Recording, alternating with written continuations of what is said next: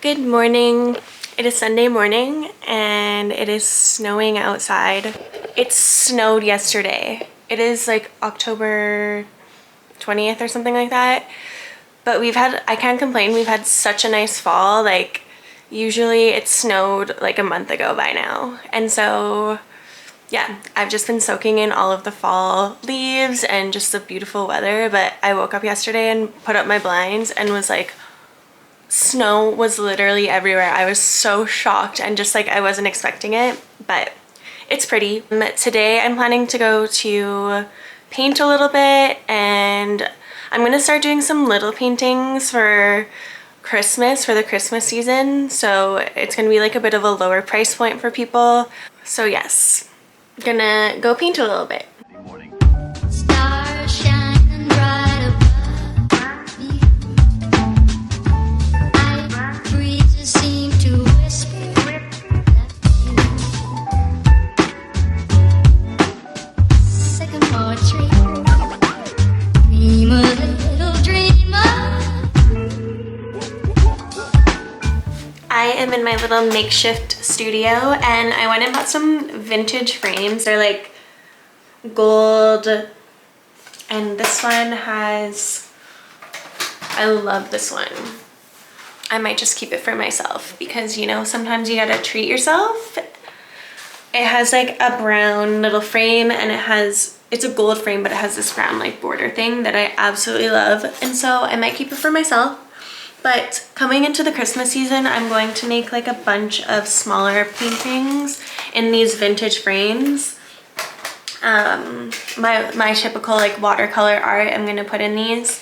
So keep your eye out for that. I'm gonna put my website below so you can follow it, and I'm also in the process of creating a newsletter that I would love for people to sign up for because then you won't have to miss anything.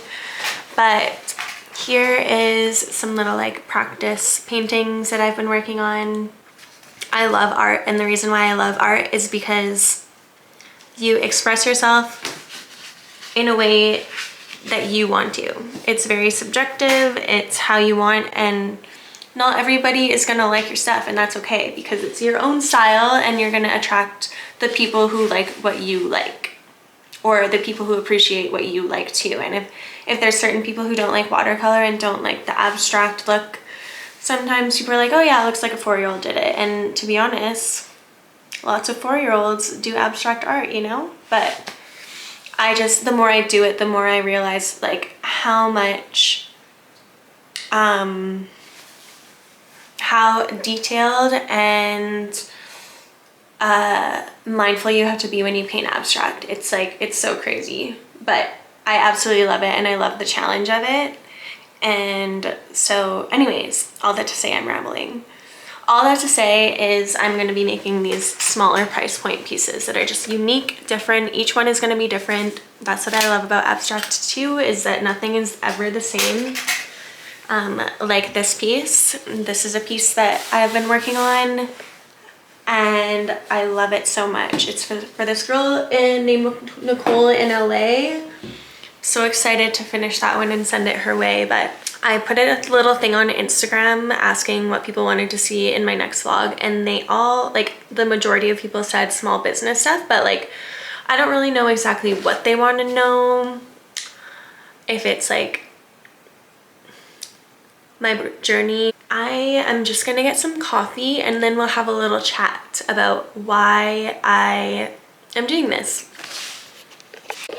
Okay, we're back. I have my coffee in this little like wintry cup. It's perfect for right now because it snowed. So it's cozy. I got my winter cup and we're gonna talk about why I decided to take my small business or my side hustle more seriously. So to give a little backstory, I've kind of been on this whole interesting journey in my adult life. So originally when I first graduated high school, I had no idea what I wanted to do, as most high school kids don't. And honestly, they shouldn't. I feel like we're all always trying to figure out what we're supposed to be doing. And does anybody ever really know? I don't think so. So I'm just saying that just to give you a little bit of like ease in your situations. We're all just figuring it out, and it is what it is. But I decided to go to hair school because I didn't know what I wanted to do, and I was like, I felt the pressure that I needed to be doing something. And so I was like, I'll just go to hair school. It's like 9 months long. It's creative. I got to be with people. Like, I get to have conversations and I get to help people and be creative. So I did that, and then I worked in a salon for 3 years. Realized that like I couldn't see myself doing that forever. And so I was 21 at this point. And then I was like, hey, I'm gonna go back to school for marketing, because marketing makes most sense for me right now. Like, I know that it's creative. I've always been super entrepreneurial, business minded, and so what better thing than marketing? I get to be creative. I get to be in business. It's perfect. Chef's kiss. So I went to school in BC, graduated over the course of 4 years. That's a whole different story, but finished my education there, and then was working at an agency, or before that I was working at an interior design studio doing their marketing. And then I worked for Tourism Langley when I was living there, did the marketing there, which was also fun. And then I started working for an agency back home in Calgary, and I'm still working for them part-time. But I was working for them full-time for about 2 years, I believe. And they're great. I just was like, I really have always had this dream to have my own business. I never knew exactly what it was going to be. I've always had a dream to have my own business. And over the pandemic, I started painting as like kind of a form of therapy, but I also was just bored. Like, I was stuck at home. I was working all day. And then this was like in the height of it when you couldn't really leave your house. And so I was like, hey, what can I do that like separates my time, gives me something to do that's different? And so I decided to start painting, and I just kept painting. I would post about it and people would be like, I want a piece, blah, blah, blah. So naturally it just started growing. But then I just found myself, I couldn't balance working full-time while trying to do painting. And the nature of painting is like the type of painting I do, and I would say for like most painting, you need natural light in order to be able to see the true colors. And so in the winter, because it gets dark so early, I naturally wasn't able to paint in the evening. So I would work all day, and then I wouldn't be able, the only time I would have to paint is to paint on the weekends. But I wanted time for friends and family and all of that. And I was just finding myself just getting burnt out, not being able to do it all, when I really just had this like burning desire. And also, like, as a Christian, I felt like called, like I felt like this is what I'm supposed to do. This is what I'm supposed to work towards. But then I was sad about not being in marketing. And anyways, this whole thing, I'm really thankful that I can still do a little bit of marketing on the side, which I still do. But I'm thankful that I also have time to like put my time and energy into where I feel like I'm called to be right now. And that voice was just so strong, I couldn't say no. Like, I just, you know, when something just, you feel so strong about something, you just have to do it. Like, you have to. I have so many fears, doubts. I'm scared. I'm still so scared.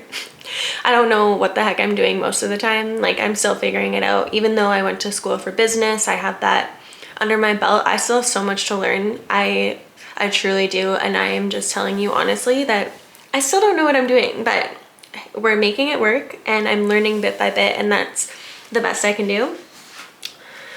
But anyways, all this to say, that's why I am really pouring my time and energy into doing something that I love, something I'm passionate about, something I'm really good at, and something that I know I'm supposed to be doing. And so because I know all of those things, I feel so at peace about where I'm at, even though there's different types of struggles. There's always going to be struggles.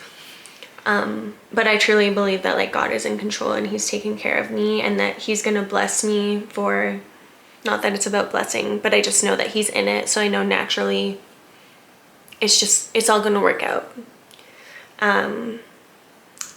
So I'm gonna bring you guys along for my small business journey because I'm still figuring it out. And if this is something that you're interested in, is just like starting something of your own, I'm just saying you just have to do it. Like at some point you just have to just jump right into the fear and not, you're allowed to feel the fear, but just take everything it takes inside of you to gain the courage to just face that fear and tackle it, because I'm still so fearful every single day. I'm like, oh, how am I gonna do this? But I think if you can have that resiliency and the tenacity and the courage and vulnerability to just be like, okay, I might fail a few times before I win anything, then you're in a good place. And there's a lot of us in that place too. So I'm gonna start making more videos about my journey, but I just wanted to have a little sit down chat with you with my coffee and kind of give you a backstory to what I'm doing now. So thank you so much for being here and supporting my journey, even if it's just following me here and leaving a comment or a like or subscribing or whatever. That means a lot to me. And if you would like to buy a piece, I will put my link in the description and you can go check it out there. But thanks for being here. When my depression